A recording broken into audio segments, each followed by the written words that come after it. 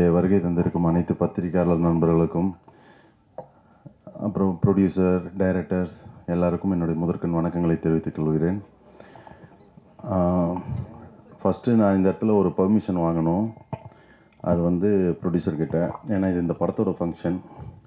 நான் ஒரு சில விஷயங்களை நான் இந்த இடத்துல தெளிவு பண்ணணும். அது நேராக வச்சுக்கிறேன். ஒரு சில விஷயங்களை தெளிவுபடுத்தணும். அதுக்கு ஃபஸ்ட்டு என்னுடைய சொந்த விஷயம்.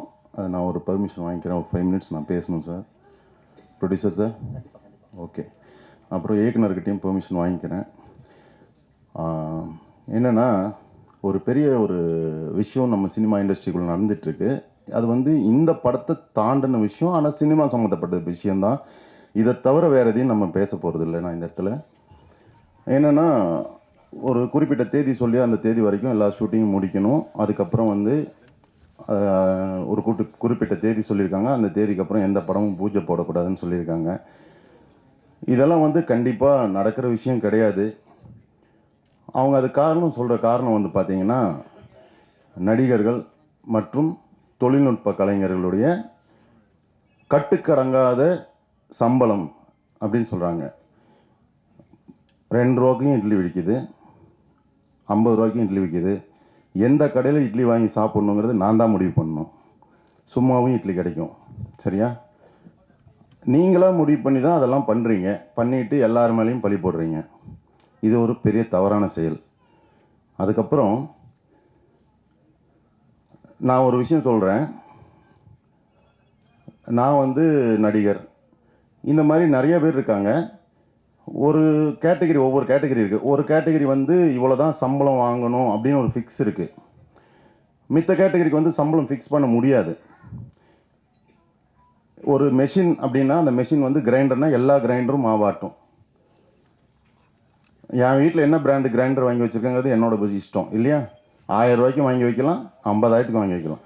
அது அவங்கவுங்க இஷ்டம். அதே மாதிரி எதில் ஆட்டினாலும் மாவு தான். அப்படிங்கும்போது எல்லா கிரைண்டரும் ஒன்று தான், சரிங்களா?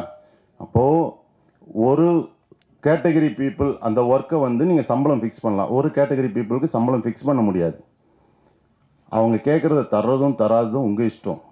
யாரும் உங்ககிட்ட இத்தனை கோடி ரூபா கொடுத்தீங்கன்னா தான் நான் நடிப்பேன்னு யாரும் வந்து இங்கே கொடி பிடிக்கல.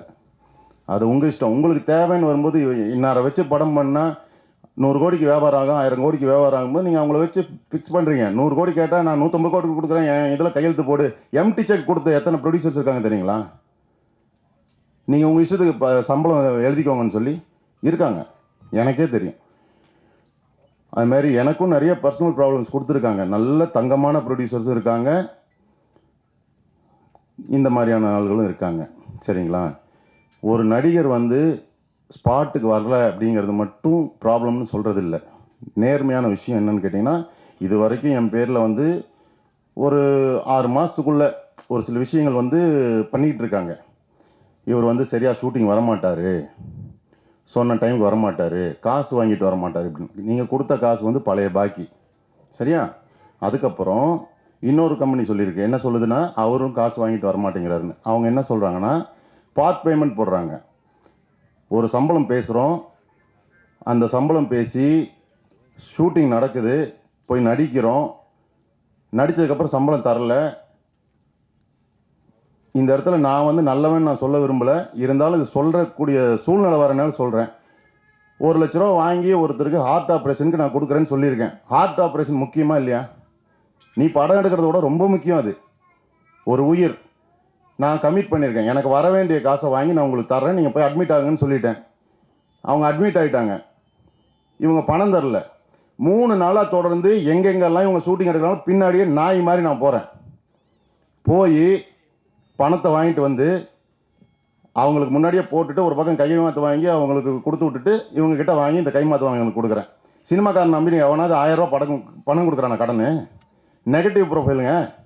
எங்கே போய் கடன் வாங்குறது? வாங்கிட்டு போய் கையில் காலில் விழுந்து கொண்டு போய் கொடுத்துட்டு அந்த ஆளுக்கு ஹார்ட் ஆப்ரேஷன் பண்ணிட்டு இருக்காங்க. அந்த மனுஷன் வாழ்கிறான் உயிரோட. இவங்ககிட்ட காசு வாங்குறதுக்கு நான் நாய் மாதிரி தெரியுறேன்.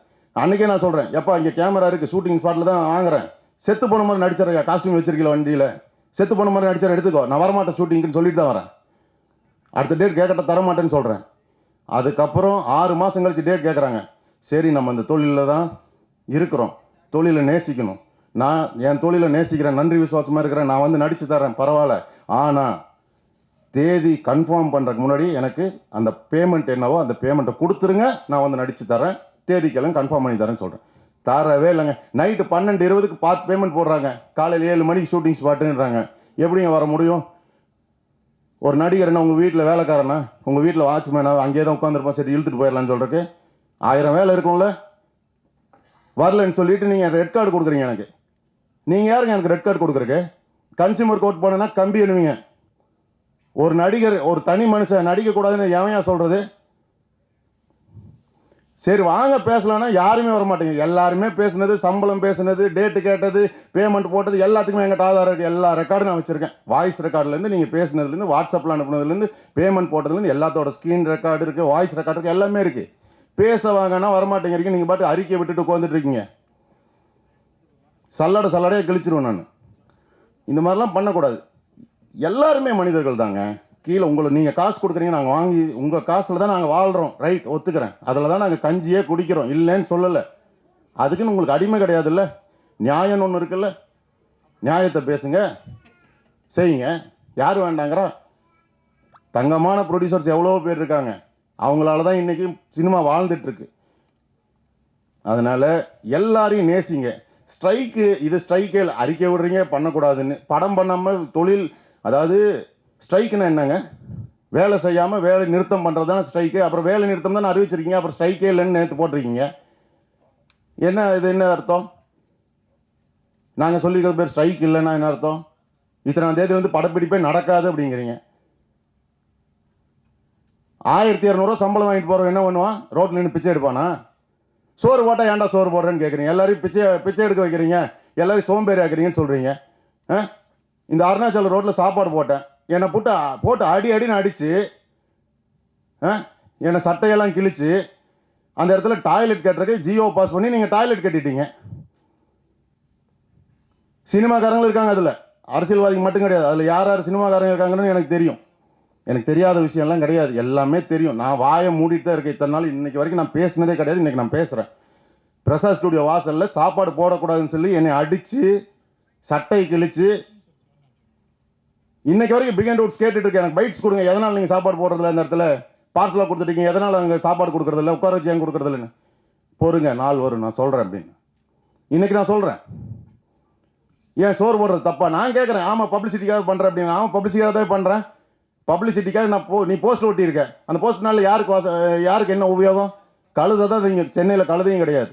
நான் பப்ளிசிட்டிக்காக சாப்பாடு போடுறேன், 4 பேருக்கு வயிறு நிறையுது, நான் பப்ளிசிட்டி தான் பண்ணுவேன். அதில் என்ன பிரச்சனை உனக்கு?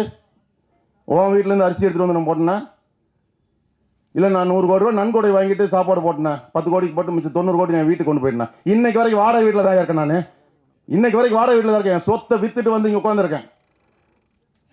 நான் எந்த கோடிக்கணக்காக ஒன்றும் சம்பாதிச்சு ஒன்றும் கோடிகள்லாம் கட்டி வைக்கல.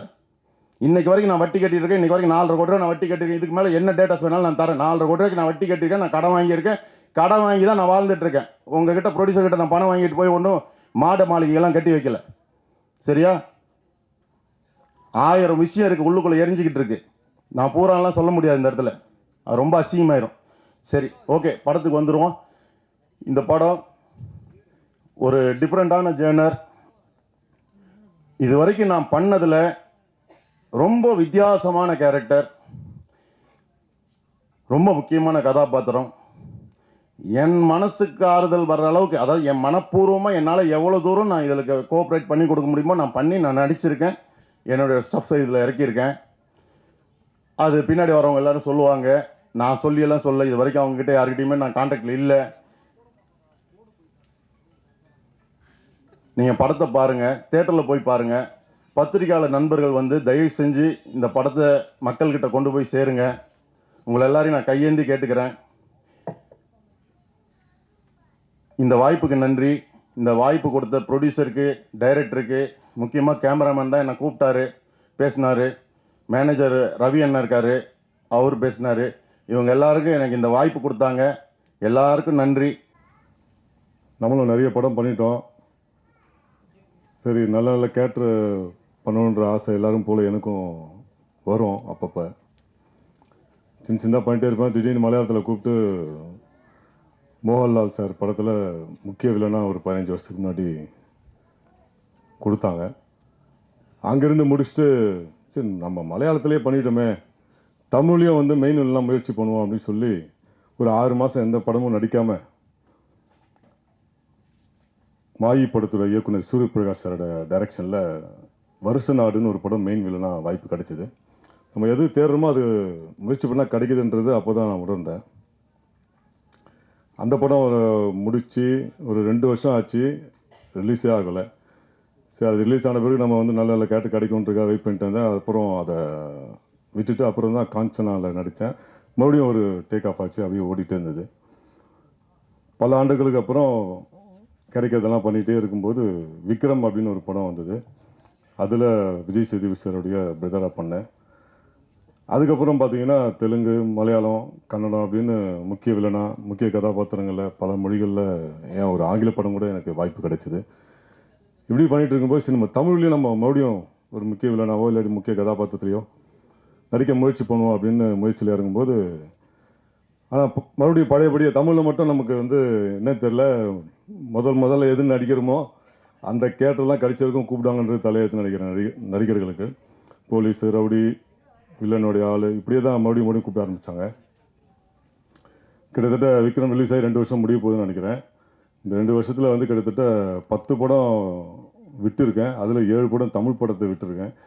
ஏன்னா மறுபடியும் நம்ம பழையபடி சின்ன பணம் வேணாம், சும்மா போய் நிற்க வேணாம் அப்படிங்கிறதுக்காக 7 படம் விட்டுட்டு இருக்கும்போது நம்ம படத்தோடைய கேமராமேன் வெற்றி சார் வந்து கூப்பிட்டாரு. அப்புறம் சொன்னார், இது மாதிரி நல்ல கேரக்டர் சார், ஒரு பாய் கேரக்டர், முஸ்லீம் கேரக்டர் அப்படின்னு சொன்னார்.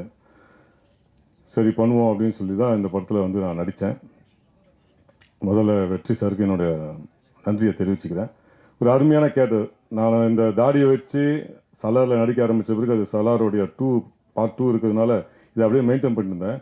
பட் இந்த தாடியை வச்ச பிறகு தான் நல்ல நல்ல கேரக்டர்ஸ் வந்து கிடச்சிட்ருக்கு. அந்த வகையில் இந்த படத்தில் ஒரு அருமையான கேரக்டர் கொடுத்த சிவம் சாருக்கும் இந்த படத்தோட ப்ரொடியூசருக்கும் என்னுடைய மனமார்ந்த நன்றியை தெரிவிச்சுக்கிறேன். இந்த நேரத்தில் முக்கியமாக நான் தேனிசை தென்றல் தேவா சாருடைய நிறைய பாடல்களை ரசித்து கேட்டிருக்கேன். அவருடைய இசையில் முறையாக ஒரு அருமையான பாடலில் நானும் அந்த பாடல் முழுக்க வரங்கிறத ரொம்ப ரொம்ப சந்தோஷப்படுறேன், பெருமைப்படுறேன். ரொம்ப ரொம்ப நன்றி சார். உங்களுடைய பாடலில் நான் நடித்தது ரொம்ப ரொம்ப நன்றி. அதுவும் ஸ்நேகன் சாருடைய வரிகளில் ஒரு அற்புதமான வரிகள். ரொம்ப ரொம்ப நன்றி சார் 2 பேருக்குமே. அது இந்த வாய்ப்பை கொடுத்த இந்த டைரக்டருக்கும் ப்ரொடியூசருக்கும் கேமரானுக்கும் இந்த மொத்த குழுவினருக்கும் என்னோட மனமார்ந்த நன்றியை தெரிவிச்சுக்கிறேன். இந்த படம் மாபெரும் வெற்றி அடையணும். இந்த மாதிரி படங்கள் ஓடினா தான் நிறைய புது ப்ரொடியூசர்ஸ் வருவாங்க. எங்களை மாதிரி நிறைய நடிகர்களுக்கு வாய்ப்புகள் கிடைக்கும், டெக்னீஷியன்ஸ்க்கெல்லாம் வாய்ப்புகள் கிடைக்கும். வாய்ப்புக்கு நன்றி. என் தந்தை ராஜன் அப்பாவுக்கு வணக்கம் மற்றும் தேவா ஐயாவுக்கு வணக்கம். எல்லாருக்கும் வணக்கம். ஊடக நண்பர்களுக்கு வணக்கம். ஸோ P2 படம் வந்து ஒரு சின்ன பட்ஜெட் படம்னு சொல்லி கூப்பிட்டாங்க. ஆனால் வெற்றி சார் மூலியமாக தான் அந்த வாய்ப்பு கிடச்சிது. சரி சின்ன பட்ஜெட் படம் அப்படின்னு நினச்சிட்டு போனால் ப்ரொடியூசர் வந்து என்ன கேட்டாலும் கொடுப்பாரு. அப்படி ஒரு அற்புதமான ப்ரொடியூசர். அதுலேயும் வந்துட்டு வெற்றி சார் வைக்கிற ஃப்ரேம் எல்லாமே வந்து பயங்கர பிரம்மாண்டமாகவும் ஒரு கிராண்டியரையும் காமிக்கும். அதனாலேயே அது வந்து ஒரு பெரிய படமாகிடுச்சு.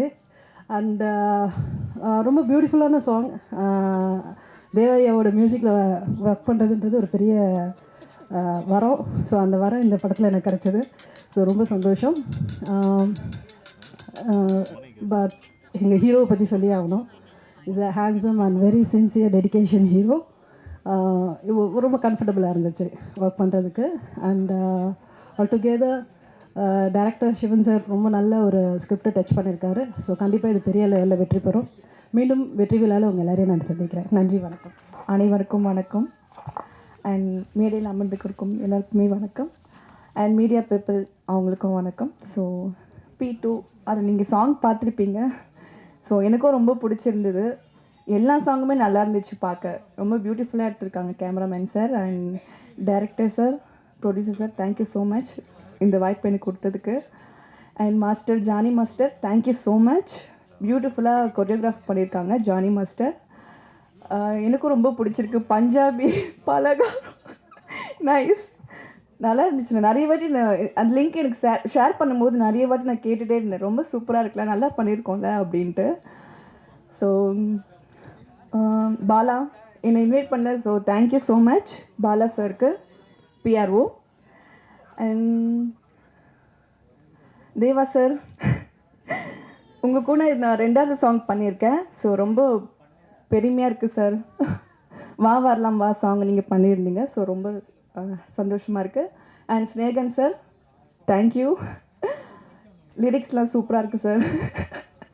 S, thank you. சப்போர்ட் பண்ணுங்க. தேங்க்யூ. பத்திரிகை நண்பர்களுக்கும் இங்கே வந்திருக்க அனைத்து நண்பர்கள் வணக்கம். அண்ட் இந்த மேடையில் அமைந்திருக்கும் பெரிய கிரேட் செலிப்ரிட்டிஸ் அண்ட் பர்சனாலிட்டிஸ், இவங்களோட நான் இங்கே இருக்கிறது எனக்கு ரொம்ப சந்தோஷமாக இருக்குது. இன்றைக்கி P2 படத்தோட ஆடியோ லான்ச் ரொம்ப சந்தோஷமாக இருக்குது. ஏன்னா நான் ஃபஸ்ட்டு என் ப்ரொடியூசருக்கு தேங்க் பண்ணோம், டைரக்டருக்கு தேங்க் பண்ணோம், அண்ட் கண்டிப்பாக நம்ம கேமராமேன் சார் தேங்க் பண்ணோம். ஏன்னா அவர் இல்லாமல் கண்டிப்பாக நான் அந்த சாங்கில் பண்ணியிருக்க முடியாது. ஏன்னா அவர் தான் கூப்பிட்டு எனக்கு ஒரு வாய்ப்பு கொடுத்த அந்த song. Sir thank you once again. And தேவஸோட மியூசிக் அண்ட் ஸ்னேகன்ஸோட லிரிக்கில் நான் சாங் பண்ணுறது நினைக்கிறது ரொம்ப பெருமையாக இருக்குது சார். ரொம்ப சந்தோஷமாக இருக்குது எனக்கு வாய்ப்பு வச்சதுக்கு. அண்ட் என்னால் இந்த சாங்க்கு எவ்வளோ அவுட்புட் கொடுக்கணுமோ கொடுத்துருக்கேன். அண்ட் ஸ்மிதா சொல்ல வேண்டியதான், சூப்பராக ஒரு 4-5 படம் பண்ணியிருக்காங்க, கூட சோலோ தான் ஆடிருக்காங்க. இந்த சாங்லேயும் சூப்பராக பண்ணியிருக்காங்க. ஸோ நான் டெக்னீஷியன்ஸ் தேங்க் பண்ணோம். ஆர்டிஸ்ட்லாம் ராஜ்மன் சார் சூப்பராக பேசினார், அவர் கஷ்டத்தை சொன்னார். அவர் மட்டும் நிறைய பேர் கஷ்டத்தை சொல்லியிருக்காரு. அண்ட் எல்லாருமே இங்கே ஒர்க் பண்ண அத்தனை டெக்னீஷியனும் சூப்பராக ஒர்க் பண்ணியிருக்காங்க. ரொம்ப நாளுக்கு அப்புறம் தமிழில் ஒரு ஹாரர் படம் வந்திருக்கு. ஸோ கண்டிப்பாக இந்த படம் ஒரு பெரிய படமாக அமையும். ஸோ கண்டிப்பாக இந்த படத்தை தியேட்டரில் பாருங்கள். இந்த டீமுக்கு சப்போர்ட் பண்ணுங்கள். இந்த மாதிரி நிறைய படம் அவங்க எடுக்கணும். So I wish the entire team all the best. Character பற்றி சொல்லணும்னா, இந்த ஒரு ஹோல் மூவிக்கு ஒரு கனெக்ட் ஆகிற ஒரு கேரக்டர் தான். இந்த மூவிக்கு சப்போர்ட் பண்ண எல்லா கோ ஆர்டிஸ்ட், எல்லா டெக்னீஷியன்ஸ் எல்லாருக்கும் தேங்க்ஸ் சொல்கிறேன்.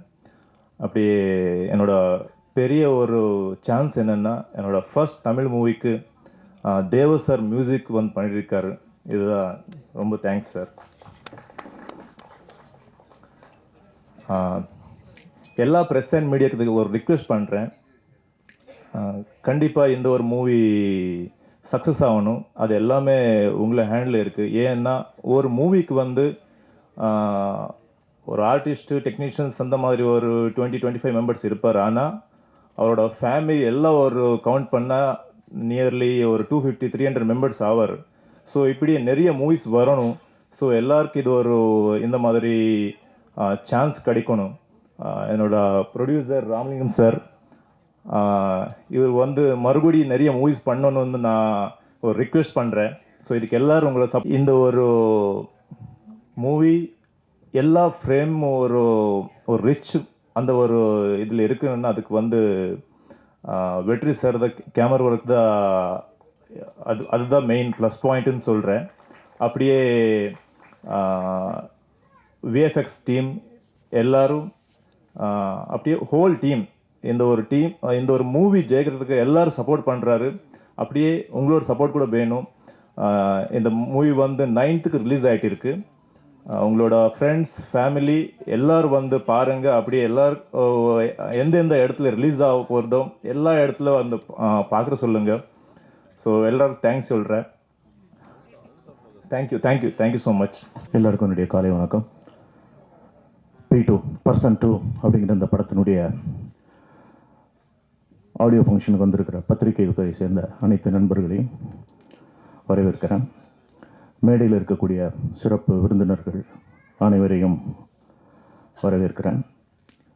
என்னுடைய படத்திற்கு மிகப்பெரிய இசையை கொடுத்து இன்றைக்கி காலையில் கூட சார் தேவா சார் பூக்காரா சாங்கை பற்றி தனியாக ஒரு ஆர்டிக்கல் பண்ணிகிட்டு இருந்தாங்க, அஜித் 32ன்னு சொல்லி போட்டு. So thank you sir. நிறைய முறை சொல்லியிருக்கிறேன். அசிஸ்டன்ட் டைரக்டராக இருக்கப்போ அவரோட 6 படம் ஒர்க் பண்ணியிருக்கேன், டைரக்டராக ஒரு படம் ஒர்க் பண்ணியிருக்கேன். அவருடைய மியூசிக்கில் இந்த படம் வந்து மினிமம் கேரண்டி எப்பயுமே இருக்கும் ஒட்ட போனால். ஆனால் ரொம்ப நல்லாவே இருக்குது மெலோடி சாங்கு. நின்னை சரணடைந்தேன் சாங் வந்து ரொம்ப சூப்பராக இருக்குது. அந்த ஸ்பிரிச்சுவல் அல்லா சாங் கூட ஒரு நாகூர் அனிபா பாடின மாதிரி ஒரு பயங்கர வைப்ரேட்டிவாக இருந்தது. ஸோ குட் பிக்சரைசேஷன் நல்லா இருந்தது. Sivam sir, director Sivam sir, producer Ramalingam sir, and heroine மறுபடியும் நம்ம ஸ்னேகன் சார், எல்லாருமே பெரிய டீம் வந்து உள்ளே இருக்காங்க. ஸோ ஒரு நல்ல ப்ராமிசிங்கான ஒரு ஜானர், பேய் அப்படின்ற ஒரு ஜானரை கையில் எடுத்துருக்குறாங்க. நிச்சயமாக ஒரு மினிமம் கேரண்டியோட அந்த படம் குறைந்தபட்சம் இல்லாமல் நல்ல வெற்றியும் தொடும் அப்படின்ற நம்பிக்கையோட ராதிகா உங்களை விட்டு உங்களுடைய கோரியோகிராஃப் ஜானி மாஸ்டர் கோரியோகிராஃப் அப்புறம் கேமராமேன் சார் யாரையா விட்டுருந்தா எக்ஸ்கியூஸ் பண்ணணும். உங்கள் எல்லாருக்கும் என்னுடைய வாழ்த்துக்களை தெரிவிக்கிறேன். நன்றி, வணக்கம்.